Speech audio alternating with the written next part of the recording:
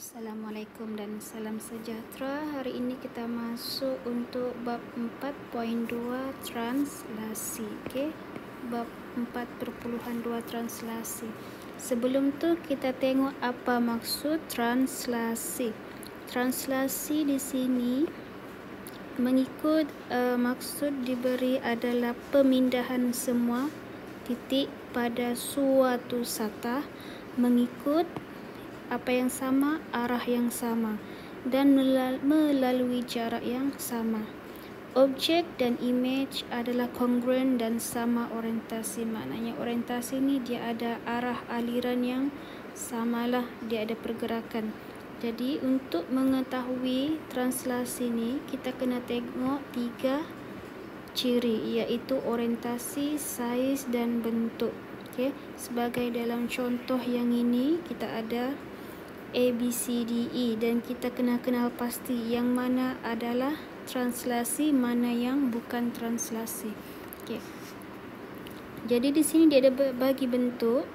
Bentuk di sini sama ada dia adalah translasi dengan bentuk yang lagi satu. Sebagai contoh yang ni lah, cikgu bagi yang ni, gambar yang ni. Translasi ni senang kalau kita mau detect. Okay. Macam kita copy and paste lah. Kita ada gambar ni. Translasi mesti dia sebiji dan sama saiz, sama bentuk. Contoh kita copy, lepas tu cikgu copy, cikgu paste. Okey, nampak ni? Okey, sebelum tu dia begini. Okey, begini. Kalau ada translasi, dia hanya ada pergerakan begitu. Tetapi bentuk dan saiznya tetap sama. Maknanya kalau dia di sini, dia di sini bergerak. Dia bergerak. Dia bergerak. Itu dinamakan translasi. Dia bergerak, ada orientasi yang sama. Bentuknya tidak berubah. Kalau tiba-tiba bentuknya tu dia bergerak dan dia membesar, itu bukan translasi. Translasi dia mesti bentuknya sama dengan yang ni. Dia tidak boleh besar ataupun kecil. Kalau kecil bukan translasi. Kalau besar pun bukan. Dia masih sama saiz dan dia bergerak. Bergerak dan dia tidak boleh terbalik.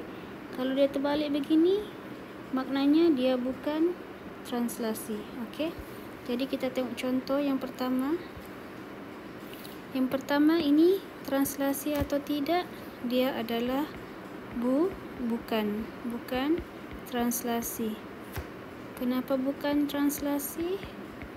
Sebab dia punya orientasi tidak sama. Orientasi tidak sama. Apa maksud orientasi tu? Yang ni lah. Yang ni. Dia terbalik. Okey, dia tidak boleh terbalik. Dia mesti sama. Kalau dia macam ni, dia pun macam ni. Kalau bentuk tu. Okey, dia ada pergerakan, tetapi kalau dia bergerak dia mesti sama dengan yang bentuk sebelumnya. Okey, yang B pula. Ini adalah translasi atau tidak? Macam contoh yang cikgu bagi tengok tadi ni. Okey. Tengok kalau dia ni. Kalau dia pusing, tengok dia bergerak. Walaupun dia bergerak, dia tetap adalah translasi sebab dia punya bentuk dan saiz sama. Okey, walaupun dia ada sengit sikit, itu hanyalah pergerakan sahaja, di mana pergerakan barunya saja. Jadi di situ kita cakap dia adalah translasi. Kenapa translasi? Sebab bentuk, saiz dan orientasi adalah sama. Okey, kita tengok yang C pula. Yang ni terang lagi bersuluh. Nampak dia ada pembesaran. Okey, yang ni kecil, yang ni besar. Dia tidak bergerak banyak, tetapi dia membesar pula saiznya. Maknanya dia bukan translasi sebab bentuknya tidak sama. Saiznya tidak sama. Jadi kita cakap bukan translasi sebab saiz tidak sama. Okey, kita kena bagi tahulah, itu namanya mengenal pasti. Okey, kita tengok yang C pula, yang D pula. Yang ni D dia sama saiz, sama orientasi dan sama bentuk. Okey, dia hanya ada pergerakan saja. Contohnya yang ni dia hanya ada bergeraklah. Kalau macam ni dia hanya ada pergerakan, tetapi saiz tidak berubah, bentuk pun tidak berubah, orientasi pun tidak berubah. Jadi kita cakap D adalah translasi sebab bentuk, saiz dan orientasi adalah sama. Yang di ini pun sama, adalah sama. Okey. Lupa tadi yang di atas ni. Okey, cikgu tambah sudah. Okey, yang E pula. Yang ini, ini memang bukan translasi lah, sebab dia apa yang berubah? Tengok, saiz tidak sama, bentuk tidak sama. Jadi kita cakap di situ semuanya tidak sama, bukan translasi. Sebab apa? Design dia tidak sama, bentuk tidak sama kan? Bentuk tidak sama. Kita kena bagi tahu. Kita kena bagi tahu sebab-sebabnya yang ni. Okey, sebab soalan dia cakap justifikasi. Jadi makna kita kena terangkan sebab-sebab bagaimana dia adalah translasi ataupun bukan translasi. Okey. Jadi kita tengok contoh yang seterusnya pula.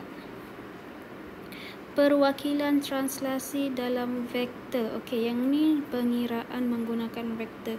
Yang ni nota ada dalam buku teks kamu. Okey. Di sini kita ada dua yang perlu kamu faham. Okey, translasi. Vektor tu arah pergerakan lah.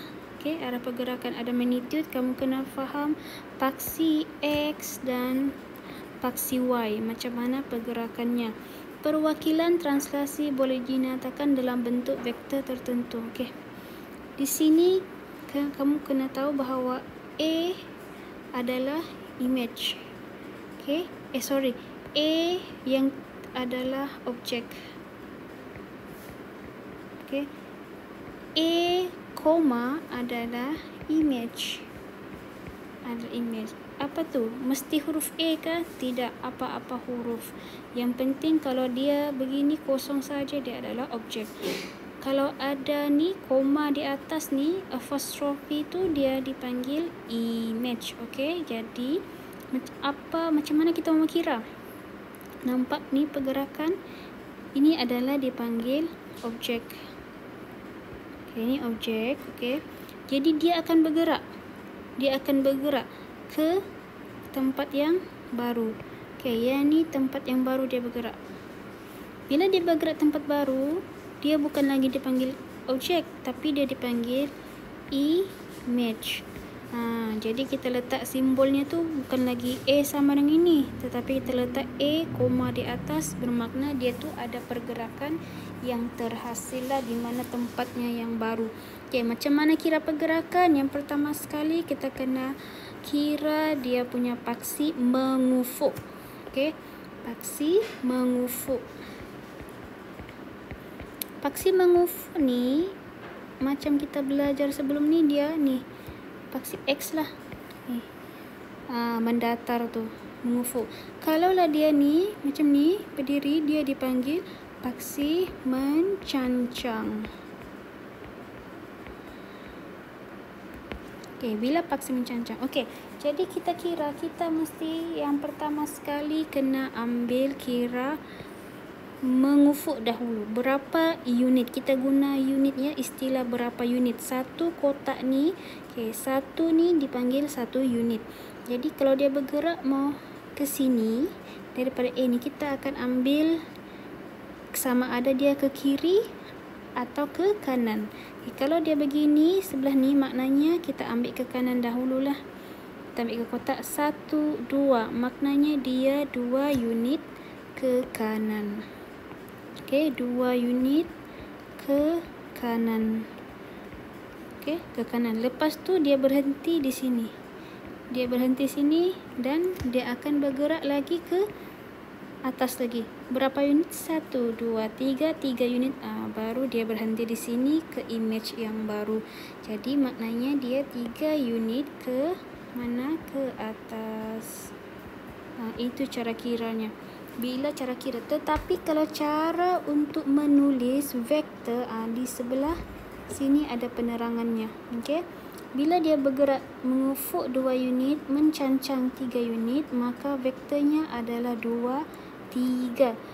Kamu kena ingat yang sebelah atas ni ada 2 pergerakan saja, sama ada kanan untuk positif dan kiri untuk negatif.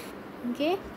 Manakala di bawah ni pula ada 2 pergerakan saja, sama ada atas untuk positif dan bawah untuk negatif. Jangan salah, okey? Jangan salah. Jadi di atas ni pergerakan sama ada kanan atau kiri saja. Maknanya kanan atau kiri yang ni lah 2 unit. Lepas tu sama yang di bawah ni sama ada atas atau bawah. Atas atau bawah 3 unit. Jadi letak 3 unit dan letak kurungan. Dan pergerakan itu kita boleh bagi tahulah, terangkan dalam bentuk ayat. Pergerakan 2 unit ke kanan dan 3 unit ke atas. Cuba cek balik. 2 unit ke kanan dan 3 unit ke atas. Jadi dia di sini. Image yang baru. Okey, latihan kita akan tengoklah selepas ni lebih mudah faham.